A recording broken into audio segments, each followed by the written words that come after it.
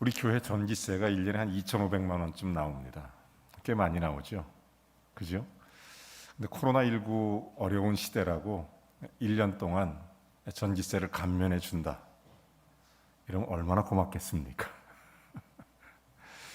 세금 고지서를 받아들고 제 속으로 이런 생각을 해봤습니다. 하나님이 1년 365일 때를 따라 비를 내리시고 때를 따라 햇빛을 주시는데, 만약 하나님이 우리한테 햇빛 고지서를 보내면 얼마를 내야 될까? 그런 생각을 해보니까 참 아찔했습니다. 한번 생각해 보십시오. 여러분, 햇빛이 비춘다는 것은 단순히 빛 역할 이외에 열을 발생시키기도 하고 또 에너지를 얼마나 많이 주는지 모릅니다. 여러분, 보통 나이가 들면 골다공증이라는 게 생긴다는데요, 의사 선생님들 얘기에 의하면 우리의 먹는 영양분이 뼛속으로 가기 위해서는 햇빛을 쐬야 된답니다. 그래야 골다공증을 예비할 수 있다는 것입니다. 여러분, 그뿐만이 아닙니다. 태양이 주는 혜택은 이루 말할 수가 없어요.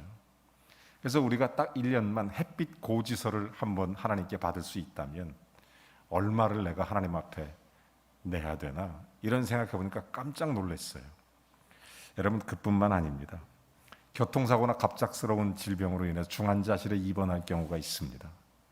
그러면 우리가 산소통을, 산소호흡기 달고 이렇게 하루를 지내게 되는데, 이 보험 처리한다고 해도 그게 얼마쯤 되는지 저는 잘 모르겠습니다, 하루에. 근데 우리가 날마다 한 20만 원만 따져도 한 달 동안 산소를 매일 무제한으로 자유롭게 숨을 쉬면서 살 수 있으니까, 만약에 하나님이 우리에게 산소값을 받으신다면 우리는 얼마나 내고 살아야 될까, 이런 생각을 해보니까 역시 아찔했습니다. 한 7살쯤 먹은 아이가 엄마와 함께 옆집에 놀러 갔습니다. 옆집 아주머니가 귀여우니까 사과를 하나 줬어요. 그러니까 이 아이가 덥석받고 아무 말도 안 하니까 애기 엄마가 눈을 부릅뜨고 아이한테 얘기합니다. 얘야, 사과를 받았으면 어떻게 해야지? 아이가 갑자기 당황합니다. 고맙다고 인사하면 될 텐데 그 말을 잘 못하고 당황하고 있다가 깎아주세요 이러더랍니다. 여러분, 감사를 잃어버린 시대에 살고 있습니다. 무엇보다도 정말 중요한 공부는 감사 공부인데, 사실은 늘 감사하고 사는 게 얼마나 중요한지 모른대요. 제가 여러분에게 딱 한 사람을 좀 소개하고 말씀을 시작하려고 합니다. 일본 시인입니다. 제가 이분을 소개하는 이유는 정말 얼마나 귀한 분인지 몰라요. 미즈노 겐조 씨라는 분이십니다. 그 뒤에 계신 분이 형수의 형수. 저분이 선천적 뇌성마비입니다. 근데 이분이 글을 쓰는데 일본의 아주 최고의 베스트셀러 작가입니다. NHK 방송에 계속 나오기도 하고, 저분이 쓴 책은 일본 전체에 감동을 줍니다. 저분이 손과 발을 못 움직이니까 50개 그 자음 모음으로 되어 있는 일본판, 그게 되어 있는데, 이거를 이렇게 형수가 하나씩 짚어주면 눈을 깜빡이면 그것을 따다가 글씨를 써서 내려가는 것이 그 책을 쓰는 방식입니다. 저분이 그러니까 한 권의 책을 쓰려면 다른 사람보다 수십 배의 시간이 더 걸립니다. 굉장히 어렵게 글을 쓰죠. 이분이 대표적으로 4권의 책을 썼는데 그 중에 2권이 많은 사람의 심금을 울립니다. 첫 번째 작품이 뭐냐면 내 은혜가 내게 족하다라는 작품이에요. 그리고 2번째 작품이 감사는 밥이다라는 작품입니다. 제가 이분을 소개하는 것은 현재 지금 일본에서 가장 많이 그리스도를 소개하는 사람입니다. 일본의 대표적 그리스도인 하면 지금 모든 일본 사람들이 제일 먼저 떠올리는 사람이 바로 미즈노 겐조 씨입니다. 여러분, 이분이 늘 그런 얘기를 해요. 감사는 밥이다. 감사는 밥이다. 파스칼이 이런 얘기를 합니다. 사람은 같은 사건 속에서 웃기도 하고 울기도 한다. 사람은 같은 사건 속에서 같은 조건에 살면서 어떤 사람은 그런 조건에서 넘치는 하나님의 은혜를 경험하고, 어떤 사람은 오히려 하나님을 원망하고 세상을 원망하며 살고 있다. 여러분, 하나님의 은혜를 생각한다면 사실 우리는 환경이 문제가 되는 것은 아닙니다. 늘 감사하며 살 수 있겠죠.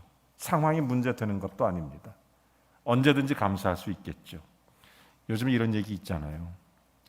어떤 사람이 친구한테 얘기합니다. 3주일 전에 아버지가 돌아가셨어. 근데 유산을 10억 남겨주셨어. 그러니까 아쉬워하기는커녕 친구가 얘기합니다. 좋겠다. 좋을 일입니까? 그러니까 또 얘기합니다. 2주일 전에는 할아버지가 돌아가셨어. 유산을 5억이나 남겨주셨어. 너 좋겠다. 또 얘기합니다. 지난주에는 할머니가 돌아가셨어. 유산을 3억이나 남겨주셨어. 와, 너 좋겠다. 이 사람이 얘기합니다. 안 좋아. 불만이 많아. 왜? 이번 주에는 아무도 안 돌아가셨어. 이러더랍니다. 사랑하는 여러분, 감사를 모른다는 이야기입니다. 감사를 몰라요. 그런데 감사를 많이 하는 사람은 짜증내고 참 불행한 사람입니다. 여러분, 훨씬 더 감사하면 건강하고 행복하게 살 수 있습니다. 감사 지수가 높으면 행복 지수가 높아지게 되는 것이고, 그러면 우리의 마음에 감사하는 마음이 없다면 사실은 파멸의 노를 젓고 가는 것과 똑같은 것입니다. 여러분, 그러므로 어떤 것보다도 먼저 감사를 배우는 게 제일 중요합니다. 감사합니다. 감사합니다. 그만큼 감사는 우리의 삶을 윤택하게 하고 그만큼 우리를 행복하게 하는데 놀라운 역사를 만듭니다.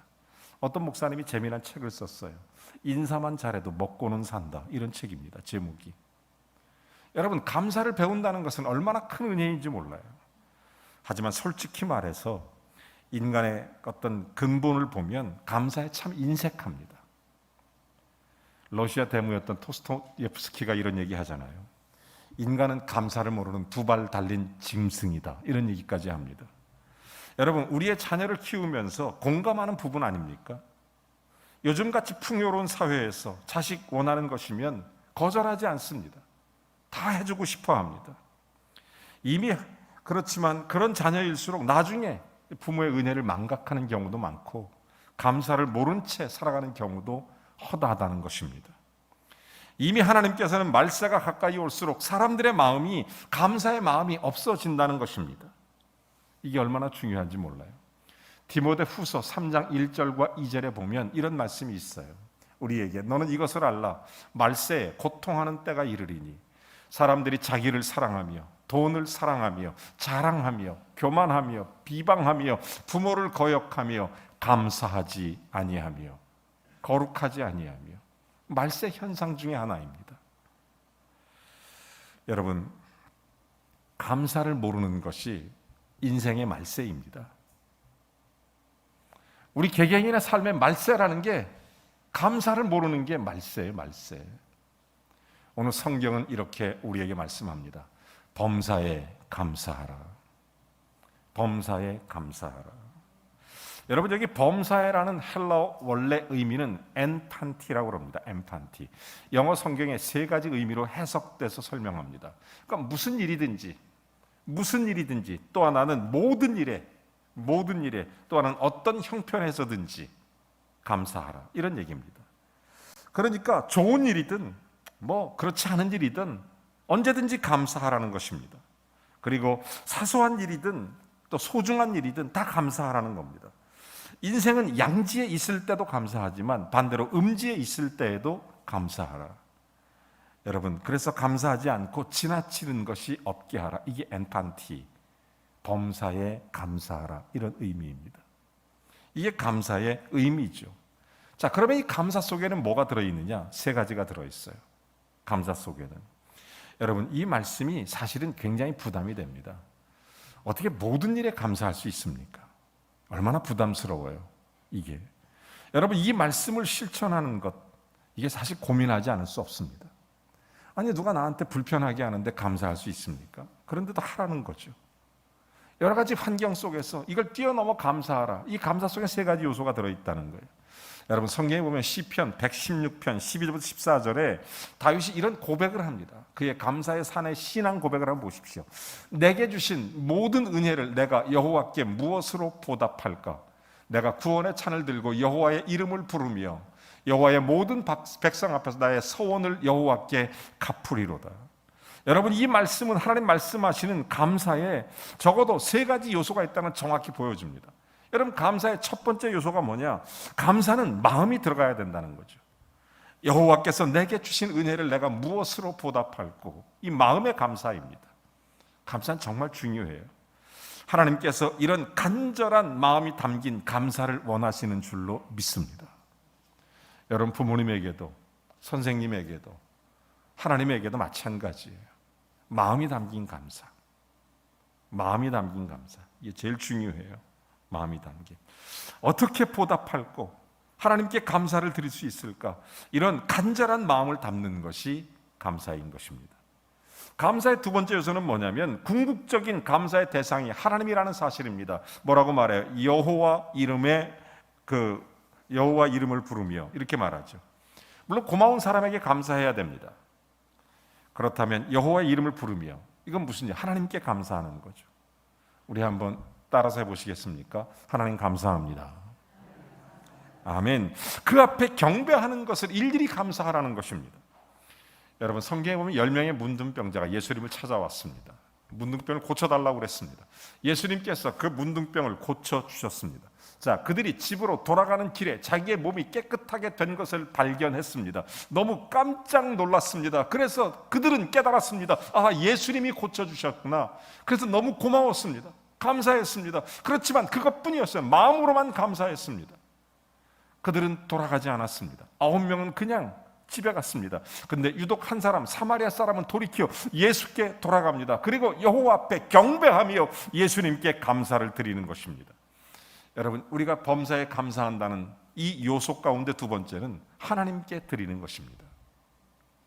여호와 앞에 감사하는 거예요. 하나님께 우리의 삶을, 우리의 생명을, 우리의 인생을 주관하시는 나의 인생의 주인 되신 하나님을 경배하시기를 바랍니다. 감사의 세 번째 요소는 뭐냐면 감사를 마음에 표현하고 예물로 드리는 것입니다. 성경은 말하죠. 나의 소원을 갚으리로다. 다윗은 감사를 실제적으로 그렇게 실천해 가는 것입니다. 여러분, 소원이라는 것은 하나님께 기도하고 받은 응답입니다. 약속한 것입니다. 만약 하나님 내 기도를 들어주시면 나는 이렇게 하겠나이다. 이게 소원이죠. 마찬가지, 한나는 이렇게 기도했습니다. 하나님, 내게 아들을 주시면 내 아들을 하나님의 성전에 드리겠나이다. 그래서 얻은 아들이 사무엘이고 실제로 그는 그 서원을 갚습니다. 다윗은 평생의 여호와의 인자하심과 선하심을 찬송하면서 내게 주신 은혜를 어떻게 보답할고, 그래서 자기에 주어진 모든 것들이 자기의 자녀 때에 솔로몬의 성전을 세우도록 자기의 모든 삶의 모든 고백을 쏟아 남기고 가는 것입니다. 그러므로 범사에 감사하라 할 때는 그 마음이 담겨야 되고 하나님을 향해야 되고, 그리고 하나님께 귀한 예물과 마음의 서원을 갚는 심령으로 감사해야 된다는 사실입니다.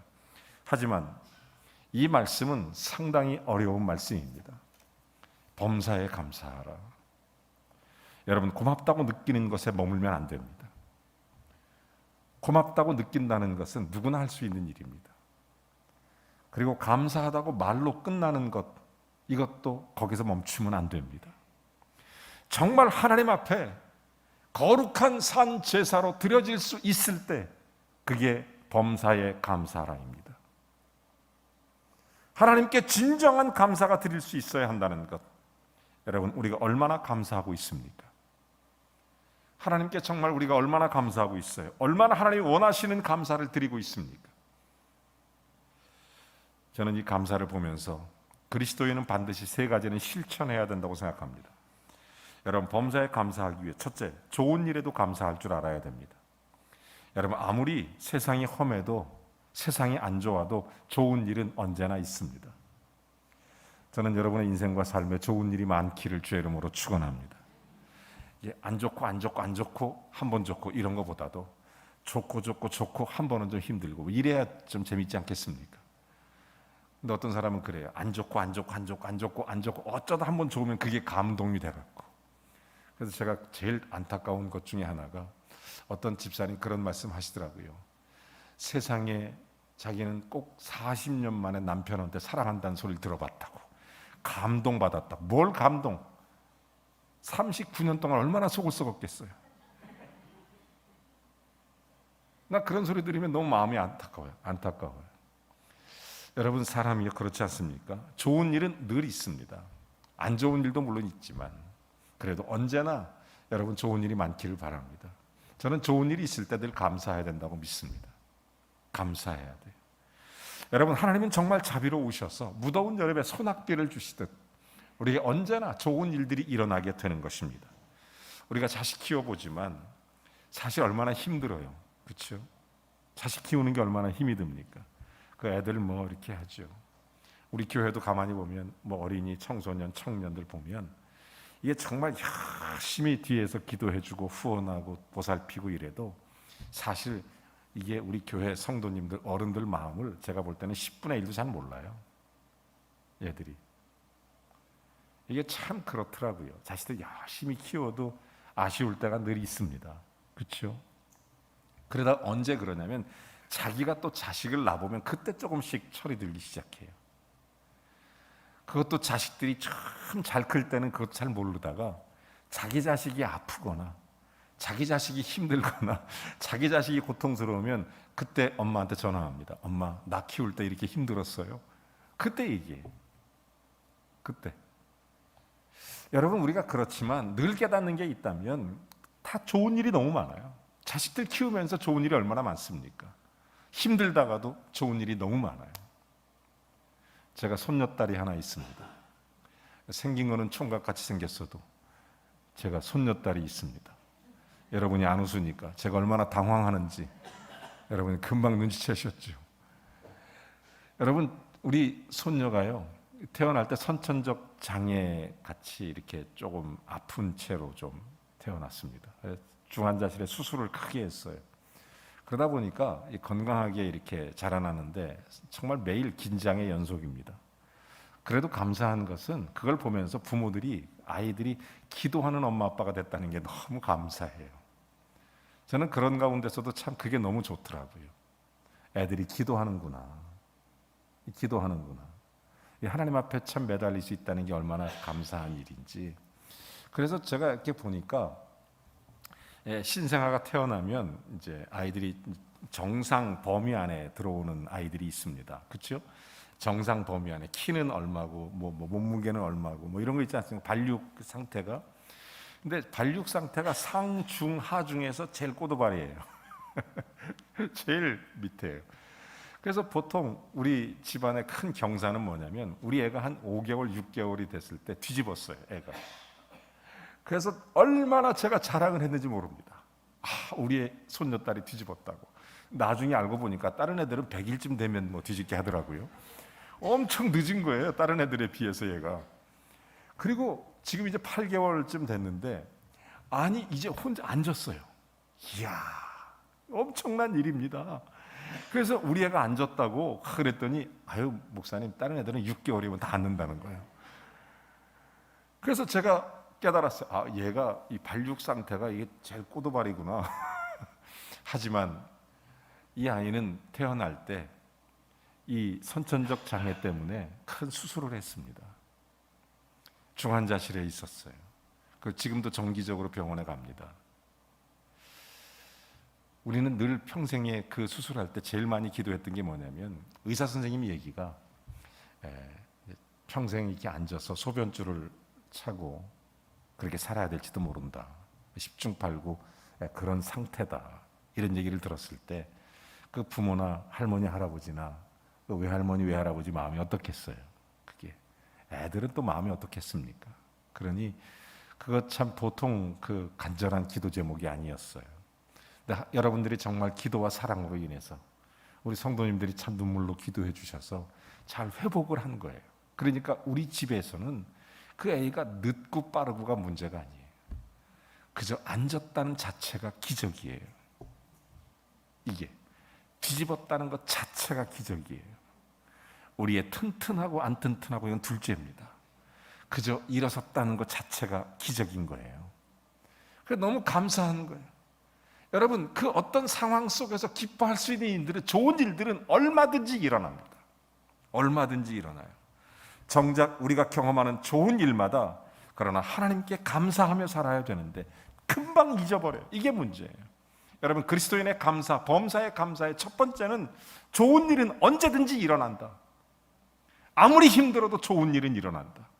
빼앗긴 들에도 꽃은 피는 것이고 황량한 대지에도 아침 이슬은 맺히는 거니까 언제든지 좋은 일은 일어나니까 좋은 일에도 감사해야 돼요. 그런가 하면 나쁜 일에도 감사할 수 있어야 됩니다. 여러분, 범사에 감사하라. 이는 너희를 향하신 하나님의 뜻이니라. 이 말씀이 1차적으로는 데살로니가 교회 성도들에게 했던 말씀입니다. 여러분, 그들은 정말 심각한 핍박을 받고 있었습니다.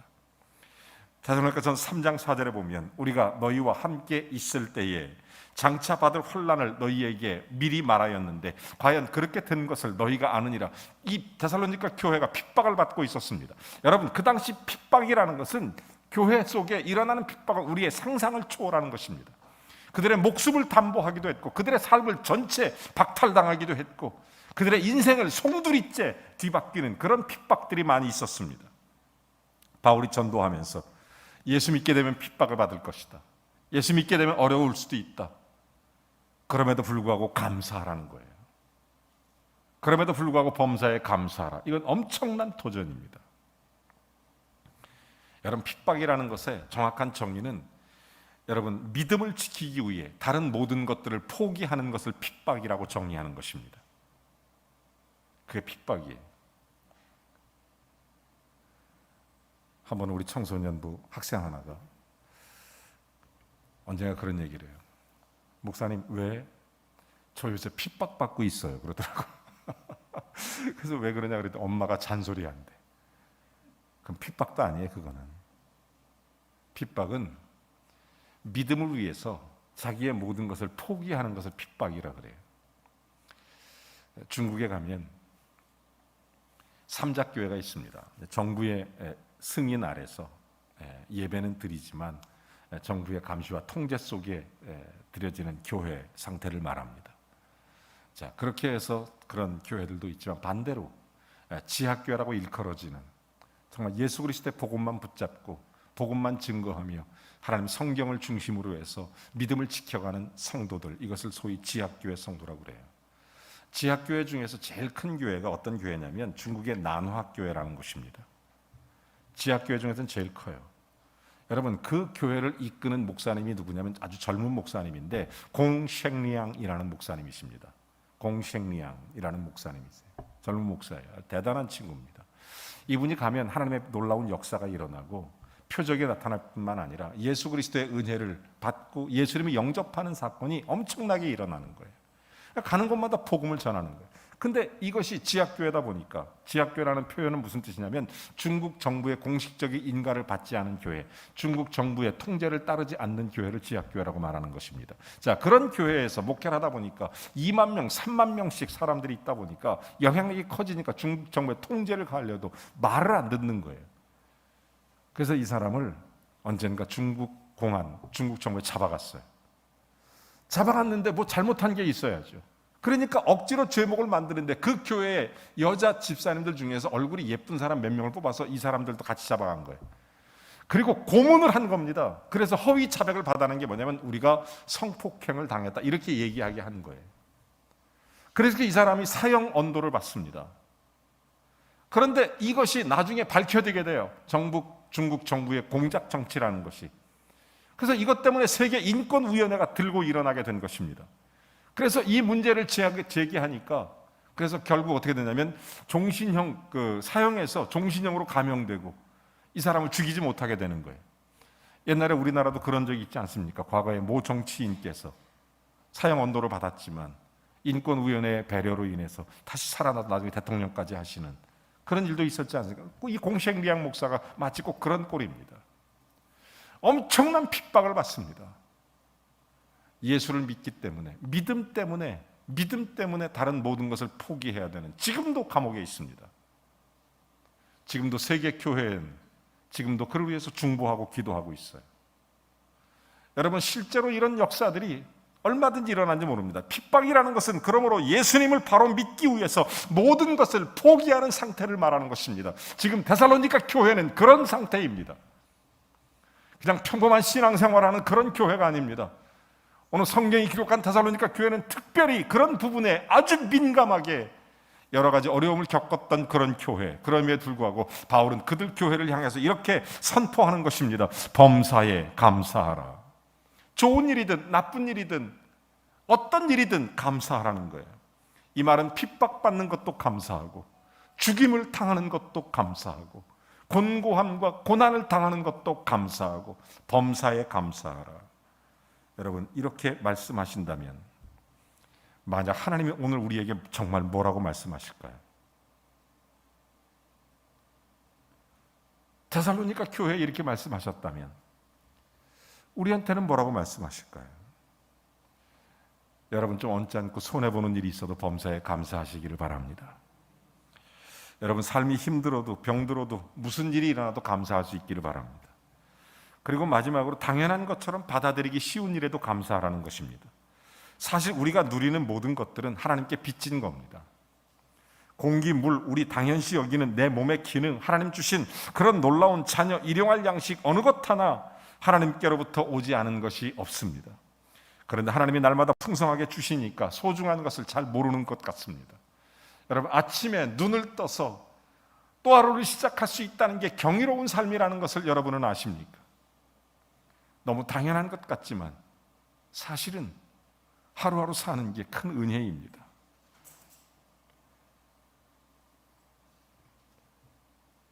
저는 언젠가 새벽에 새벽 기도를 가기 위해서 벌떡 일어났다가 제 몸의 절반이 제 말을 안 들을 때 얼마나 큰 충격을 받았는지 모릅니다. 내 몸이 내게 아니구나. 다행히 빨리 발견돼서 아내의 신속한 조치와 또 의사 선생님들의 적절한 그런 의술, 하나님의 은혜, 무엇보다도 하나님의 강력한 만지심을 통해서 아주 100% 정상적으로 주의 은혜 가운데 회복이 됐지만, 여러분, 우리가 당연하게 여기고 사는 것들이 당연한 게 아닐 수 있어요. 우리가 인생에서 당연하게 여기는 것들을 너무 쉽게 생각하는 경우가 있습니다. 여러분, 우리 인생은 그렇지 않습니다. 아침에 눈을 뜨고 당연하게 여기는 모든 것들을 여러분 감사할 수 있게 되기를 바랍니다. 지난 반년 동안 우리는 코로나19로 인해서 2021년 여러 가지 힘든 시간을 보냈습니다. 교회도 마찬가지고 각자 개인의 삶도 그렇고 여러 가지로 불편하고 어려움을 많이 겪으셨을 것입니다. 당연하게 여기던 것들이 전혀 그렇지 않은 세상을 만난 그런 놀라운 체험을 했다는 것, 저는 이것도 정말 귀하고 감사한 일이라고 생각합니다. 여러분, 오늘날 과학이 발달하고 모든 게 풍족해지면서 서구사회에 영향을 받은 많은 사람들이 대체로 빚진 감정 대신에 자꾸 권리의식을 갖기 시작합니다. 여러분, 여기에 문제가 있습니다.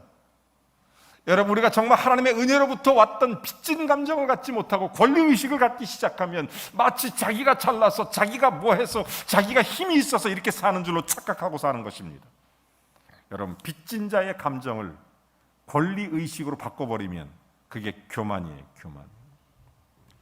오늘날 현대 문명은 무엇이든지 당연하게 여기게 된 것입니다. 그러면 뭘 잘하면 자기가 잘난 거고, 뭘 잘하면 자기 생각이고, 뭘 잘하면 자기의 능력이고, 모든 걸 당연한 것처럼 여기는 것입니다. 누가 도와주고 누가 기도해주면 감사한 것으로 여기지를 못하는 거예요. 당연한 것이고. 여러분, 목사님이 어린아이에 눌려서 기도해주면 하나님의 은혜에 깊이 감사할 줄도 알아야 되는데 몰라요. 당연한 것으로 여겨요. 장로님이 청년을 위해서 기도해주면 당연한 것으로 여겨요. 장로님이시니까 당연히 그렇게 기도해 주셔야 되는 거 아니냐고. 여러분, 당연시 여기지 마십시오. 은혜의식에서 사십시오. 권리의식으로 들어가지 마세요. 여러분, 얼마나 많은 사람들이 의존의식보다 자율의식을 강조합니까? 지금 세상은 그렇습니다. 오늘날 많은 사람들 내가 잘나고 내가 능력 있어 사는 거다, 그렇게 가르칩니다. 그게 포스트 모더니즘 아닙니까? 내중심적으로 사는 거죠. 그러니까 감사가 없어지는 거예요. 여러분, 말세의 가장 중요한 현상 중에 하나가 그렇게 자긍하고 교만하고 감사하지 아니하며, 여러분, 하나님 모든 것을 하나님의 손에서 받았기 때문에 사실은 일일이 감사해야 될 의무가 우리에게 있는 것입니다. 어거스틴이 유명한 얘기를 해요. 어거스틴 그런 얘기를 하는데, 그리스도인이라면 머리끝부터 발끝까지 할렐루야다. 이게 어거스틴의 말입니다. 자나깨나 할렐루야다. 여러분, 그 어느 것보다도 우리가 하나님 앞에 감사를 드릴 수밖에 없습니다. 하나님의 은혜 주시지 않으면 어떻게 살겠어요? 지금도 전 세계 인구의 10분의 1은 여러분 잘 아시는 것처럼 하루 생활비가 1달러밖에 안 돼요.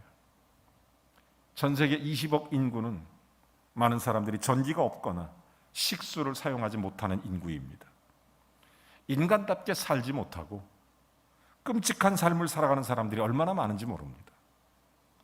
그런데 이 조그만 땅에서 대한민국 이렇게 선진국, 지금 G8, G8 이런 얘기까지 나올 정도로 하나님의 은혜를 받은 민족이 된 거, 여러분 당연하게 생각하지 마십시오. 우리 교회가 지금의 역사 가운데 하나님의 은혜로 아름답게 세워져 가는 것, 여러분 당연하다고 생각하십니까? 여러분, 누군가 우리 믿음의 선진들의 눈물과 믿음의 선진의 사랑과 땀이 들어있는 거예요. 당연하게 생각하지 마세요. 나는 누리기만 하면 되지. 여러분, 정말 그런 자녀 세대가 되지 마세요. 누군가의 그런 희생과 사랑과 헌신이 없이는 이 땅, 이 나라가 어떻게 이루어지겠습니까? 교회도 어떻게 이루어지겠습니까? 여러분, 우리의 젊은이들이 마음껏 뛰노는 그 공간에 누군가는 뼈를 묻었고, 누군가는 자기의 삶을 들였고, 누군가는 자기의 피를 묻었고, 누군가는 자기의 땀을 흘리면서 눈물로 하나님의 교회를 세워왔던 것입니다. 권리의식, 여러분 절대로 그러지 마세요. 여러분, 당연히 여기는 것, 우리는 감사의 사람으로 바뀌어야 될 줄로 믿습니다. 우리가 인생을 살아갈 때 종합병원 가보십시오. 얼마나 많은 진료과가 있는지, 의사 한 선생님이 얼마나 많은 병을 담당하는지, 우리가 멀쩡하게 오늘도 주님 앞에 건강한 모습으로 나와 예배할 수 있는 것, 이것이 당연한 것으로 여기십니까? 하나님의 은혜 주시지 아니하시면 감당치 못할 것입니다. 여러분, 정범진이라는 사람이 있습니다. 이분이 곧 교통사고로 전신마비 당했습니다. 근데 이분이 각고의 노력 끝에 미국의 브루클린 검찰청의 부장검사가 됐어요. 대단하죠. 그가 쓴 책에 이런 말이 있습니다. 내가 단 하루만 걸을 수 있다면 나는 화장실로 달려가서 내 마음껏 시원하게 오줌 한번 쌌으면 좋겠다, 이렇게 써 있습니다. 이분은 화장실에서 소변을 보기 위해서 2시간을 서 있기도 한답니다.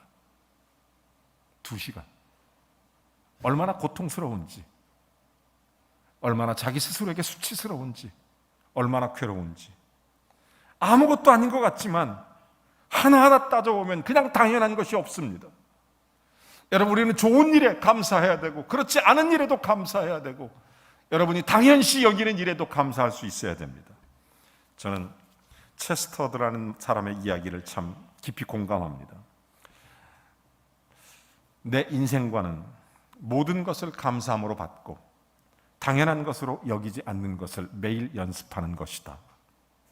그렇습니다. 범사에 감사하려면 이런 자세를 가져야 됩니다. 오늘 결론적으로 말씀드립니다. 데살로니가 교회, 정말 어려운 교회입니다.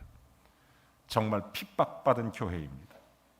정말 힘들고 지치고 상했던 교회입니다. 우리가 겪는 코로나19는 아무것도 아닙니다. 그들이 겪은 고난에 비하면 10분의 1, 아니 100분의 1도 안 됩니다. 그럼에도 불구하고 범사에 감사했습니다. 좋은 일에, 그리고 그렇지 않은 일에, 당연시 여기는 일에 그들의 감사의 원인을 그들은 이렇게 고백합니다. 1장에 보면 9절 10절에 얘기합니다.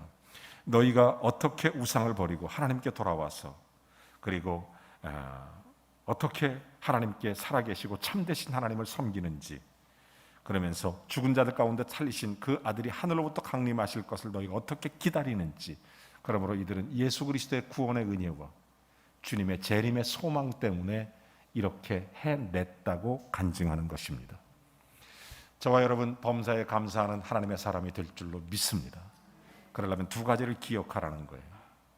예수 그리스도의 구원의 은혜를, 또 하나는 예수 그리스도의 다시 오심을. 여러분, 우리가 정말로 어떤 문제 앞에 주님의 구원의 은혜를 생각하고 단 한 번이라도 주님 앞에 다시 오실 그 주님 앞에 선다고 하는 믿음으로 한 번만 그 사건을 생각한다면 우리는 범사에 감사할 수 있습니다. 데살로니가 교인들처럼 여러분이 어떤 일을 만나도 날 구원하신 주님과 다시 오실 주님 앞에 선다는 믿음으로 그 사건과 그 일들을 다시 바라본다면 우리는 범사에 감사할 수 있습니다. 사랑하는 성도 여러분, 우리 다 같이 3번만 외치고 말씀을 마쳤으면 좋겠습니다. 범사에 감사하라, 이렇게 3번을 좀 외쳤으면 좋겠어요. 단순히 외친다고 감사할 수 있는 건 아니지만 우리 스스로 다짐하면서, 데살로니가 교인들 생각하면서, 예수 믿는 사람으로 어떻게 하나님 앞에 상반기를 결산하고 후반기를 맞이하는 이 맥주 감사주일에 고난의 시기를 통과하고 있는 이 나라와 이 민족 가운데 우리의 교회들이 어떻게 살아야 할지 주님 앞에 스스로 결단하면서 외쳤으면 좋겠습니다. 같이 한번 해봅니다. 시작. 범사에 감사하라. 범사에 감사하라. 범사에 감사하라. 아멘. 이는 너희를 향하신 하나님의 뜻이니라. 기도하시겠습니다.